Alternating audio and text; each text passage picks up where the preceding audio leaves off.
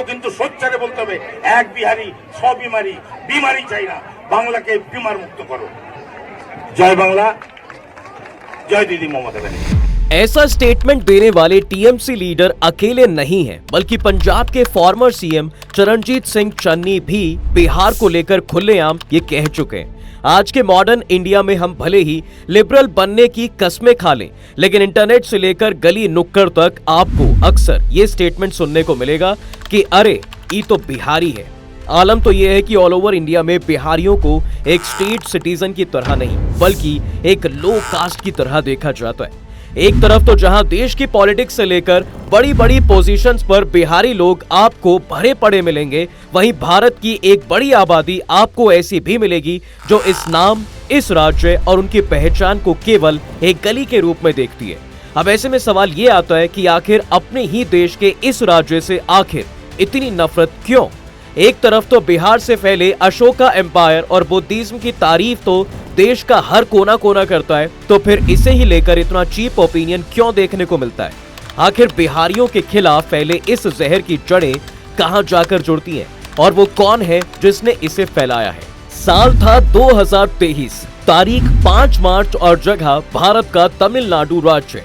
यहाँ से बिहारियों को पीटने की खबर तेजी से वायरल हो रही थी, और यह अकेला स्टेट नहीं था जहां से ऐसा सुनने को मिल रहा था, बल्कि महाराष्ट्र से भी ऐसे कई केसेस सामने आए जहां उन्हें केवल एक निचले दर्जे का यानी थर्ड क्लास सिटीजन समझा जाता है। सिचुएशन इतनी खराब है कि दिल्ली में तो बिहारी शब्द एक गाली ही बन गया है। लोगों ने इन्हें ऐसा स्टीरियोटाइप कर दिया है कि कोई भी गरीब या अनहाइजीनिक बंदे को बिहारी ही समझा जाता है। अगर रास्ते पर भी लोग किसी एक गुटखा चबाते, लुंगी पहनते अग्रेसिव आदमी को देखते हैं तो वो लोग दिमाग में बना लेते हैं कि जरूर ये बिहारी ही होगा, फिर चाहे वो यूपी, राजस्थान या हरियाणा से ही क्यों ना हो। अब ऐसा क्यों? इसके कई रीजंस हैं। पहला तो खुद ओवर पॉपुलेशन है। देखिए, बिहार भले ही इंडिया में सबसे ज्यादा IITians, इंजीनियर्स और IAS के लिए जाना जाता है, लेकिन एक फैक्ट ये भी है कि इस राज्य की पॉपुलेशन ही इसकी सबसे बड़ी प्रॉब्लम है।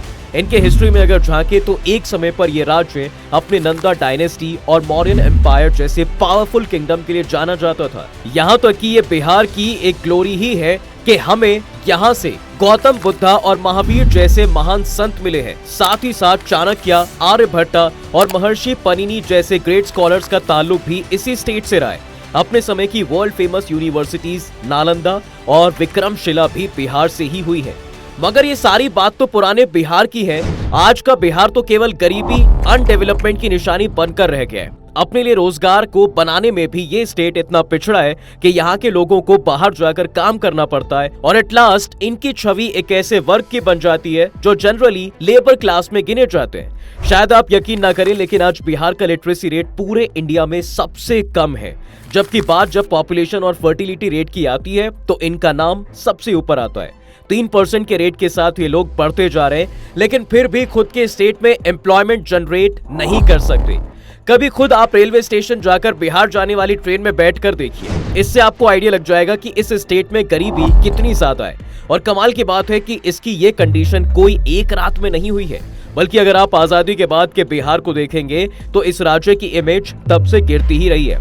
आज लोग बिहारियों को रिक्शे वाले, गुटके वाले और एक मजदूर के रूप में इसलिए देखते हैं क्योंकि दशकों से इन्होंने कहीं ना कहीं अपनी ये छवि बनाई हुई है।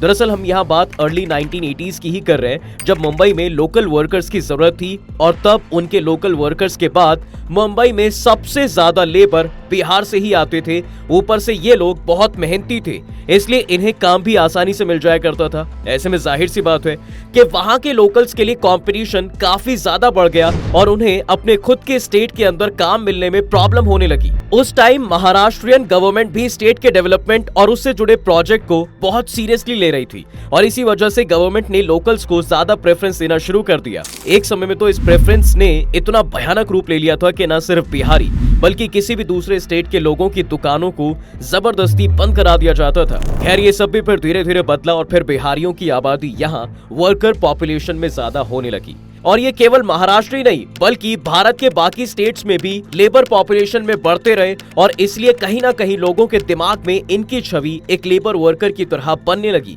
और लोग इन्हें पान गुटखा चबाते लेबर के रूप में देखने लगे। वहीं इनकी जगह बाकी स्टेट की बात करें तो ऐसा नहीं है। वहां लोग लेबर वर्क नहीं करते थे।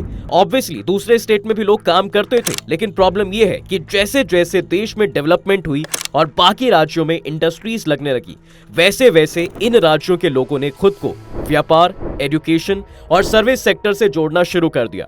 खास करके गुजरात, महाराष्ट्र, हरियाणा, पंजाब और साउथ इंडियन स्टेट्स में एक मास चेंज आता है, जिससे वहां लोगों का लिटरेसी रेट बढ़ गया। साथ ही वहां की सरकार ने भी अपने देश में रोजगार को बढ़ाने के लिए काम किया, लेकिन बिहार आगे बढ़ ही नहीं पाया, क्योंकि पहले तो यहाँ की एक मास पॉपुलेशन माइग्रेट होती रही, ऊपर से यहाँ सत्ता में आने वाली सरकार ने भी राज्य के लिए कुछ नहीं किया, बल्कि वो तो ऊपर से बिहार और बिहारियों के पिछड़े होने का ब्लेम इस बात पर डालते रहे हैं कि बिहार एक लैंड लॉक्ड स्टेट भी है और समंदर करीब ना होने की वजह से यहाँ डेवलपमेंट नहीं हो पाया। चलिए इस बात को भी एक बार अगर मान ले तो खुद इससे थोड़ी दूर पर बसा हरियाणा कैसे अपना विकास कर पाया। खुद ये स्टेट भी लैंड लॉक था, लेकिन अच्छी बात ये थी कि यहाँ की सरकार ने ऐसे लैंड लॉज और बिजनेस पॉलिसी बनाई कि ज्यादा से ज्यादा कंपनियां हरियाणा की तरफ अट्रैक्ट हुई। लार्जेस्ट ऑटोमोबाइल हब बनने से लेकर आईटी फील्ड में इस राज्य की ग्रोथ ने ही इसे गुरुग्राम जैसा शहर दिया, जबकि इसके विपरीत बिहार ना तो कोई ऐसी पॉलिसी लेकर आया, और जो कंपनी इस राज्य में आई भी उन्होंने भी यहाँ के लैंड लॉस को देखते हुए यहाँ से एग्जिट कर लिया। ऊपर से क्योंकि ये राज्य एग्रीकल्चर सेक्टर पर निर्भर है, इसलिए भी यहाँ के किसानों ने अपनी जमीन को इंडस्ट्रियल पर्पस के लिए इस्तेमाल नहीं होने दिया। ऐसे में जो बिहारी लोग अपने राज्य में रहकर ग्रो कर सकते थे, उन्हें रोजगार के लिए हरियाणा जैसे राज्यों में केवल मजदूरी का काम करना पड़ा, और इस राज्य के लोगों की छवि आम जनता के बीच ऐसे लोगों की बन गई जो हमेशा छोटा काम ही करते रहे। आज भी अगर आप बाकी स्टेट के बजाय बिहार के लिटरेसी रेट और डेवलपमेंट पर फोकस करें तो लिटरेसी रेट में बिहार 61.8% है। यहाँ स्कूल्स तो है, लेकिन उनकी हालत ऐसी है कि कई स्कूल्स में पेपर में चीटिंग होना भी आम बात है। स्कूलों की हालत देखकर ऐसा लगता है कि सरकार की दिलचस्पी सिर्फ इंफ्रास्ट्रक्चर बनाने में है, ना कि एजुकेशन का लेवल सुधारने में। बिहार के प्राइमरी स्कूल्स में तो कई बच्चों को कोर्सेज की बुक्स तक नहीं मिलती। क्लास 4th के बच्चों से 2nd क्लास का सवाल पूछा जाए तो ज्यादातर के पास जवाब ही नहीं होता।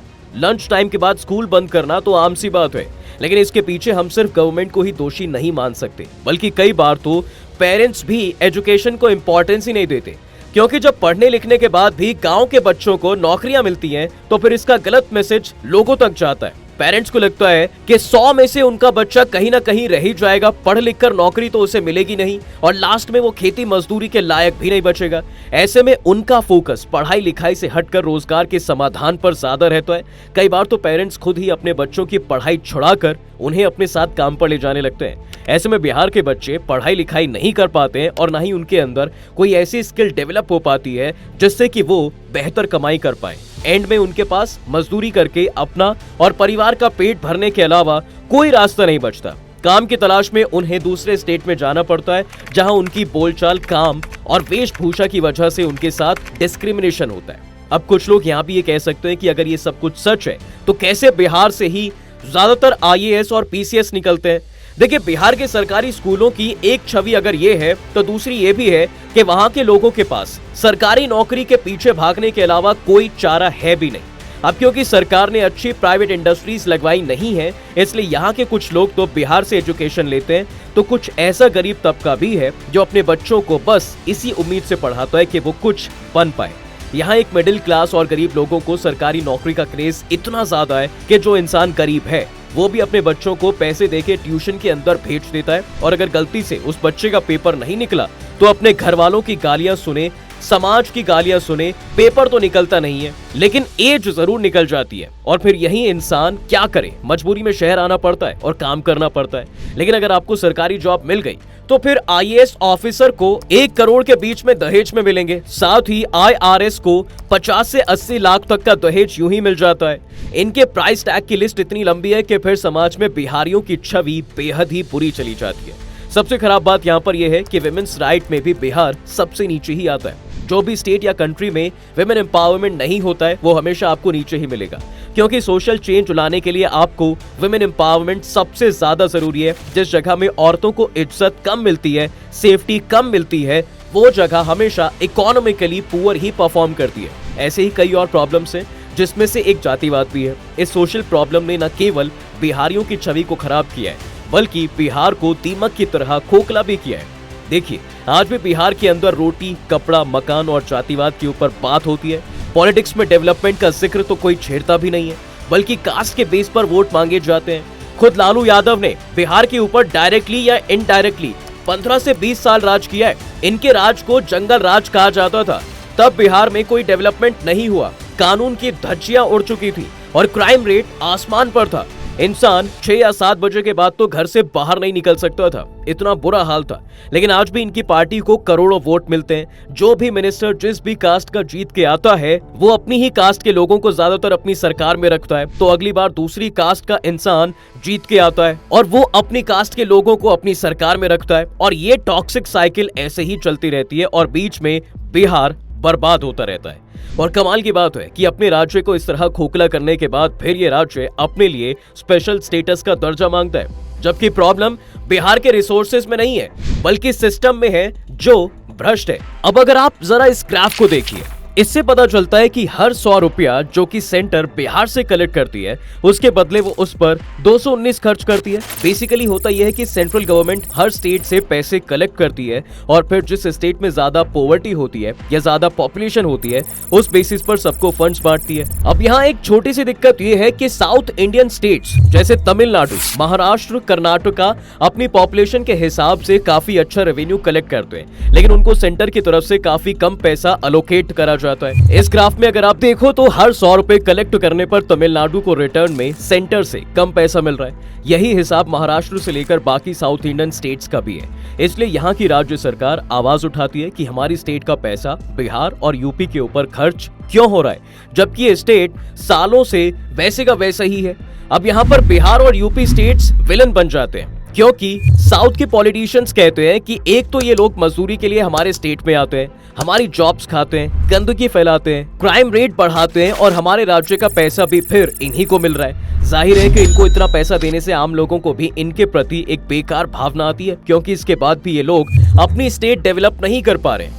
गोवा के सीएम ने तो ये तक बोला था कि गोवा को पटना के साथ रेलवे से कनेक्ट नहीं करना चाहिए, वरना भिखारी बहुत ज्यादा आ जाएंगे। अब एक और रीजन ये होता है हेट का, कि जब बिहार और यूपी के लोग बहुत बड़े नंबर्स में दूसरे स्टेट्स में माइग्रेट करते हैं तो वहां की डेमोग्राफी चेंज हो जाती है। तो बड़ा नेचुरल होता है लोकल लोगों का इनको हेट करना कि ये लोग वहां पर आकर अपनी जनसंख्या बढ़ा रहे हैं। खुद उत्तराखंड के दूर दराज के पहाड़ों में भी आज ये इस तरह से बस चुके हैं जैसे कि वहां के मूल निवासी हों, जबकि वहां के पहाड़ी लोग इनकी संख्या के सामने कम पड़ने लगे हैं। ऐसे में जाहिर है कि इन लोगों के प्रति देश के हर राज्य में एक एक्सट्रीम हेट मिलता है, क्योंकि दूसरी पॉपुलेशन को लोग अपने कल्चर ट्रेडिशन पर भी एक खतरे की तरह देखते हैं। इसके अलावा इनके प्रति नेगेटिव इस नैरेटिव को फैलाने में स्टेट गवर्नमेंट भी इन्वॉल्व होती है। 2008 में महाराष्ट्र में बहुत बड़े स्केल में दंगे हुए थे और बिहार और यूपी वालों को मार मार के भगाया जा रहा था। उस वक्त पॉलिटिशियन ये नारा दे रहे थे कि एक बिहारी 100 बीमारी।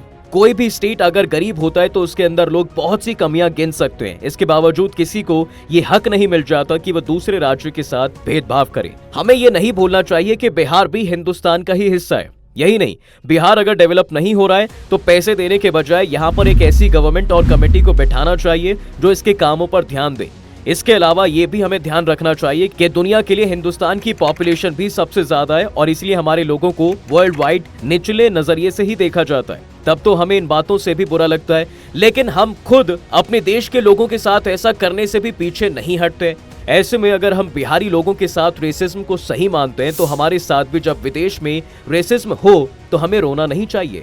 दोस्तों, बिहार और बिहारियों को लेकर क्या आपको भी यही ओपिनियन सही लगता है? हमें कमेंट सेक्शन में जरूर बताएं। वीडियो अगर पसंद आई है तो इसे अपने दोस्तों के साथ शेयर कर दें, वीडियो को लाइक जरूर कर दें और अगर आपने हमारे चैनल को अभी तक सब्सक्राइब नहीं किया है तो वो भी कर दें। साथ ही बेल आइकॉन प्रेस करना बिल्कुल ना भूलें ताकि हमारी वीडियो आप तक जल्द से जल्द पहुंच सके।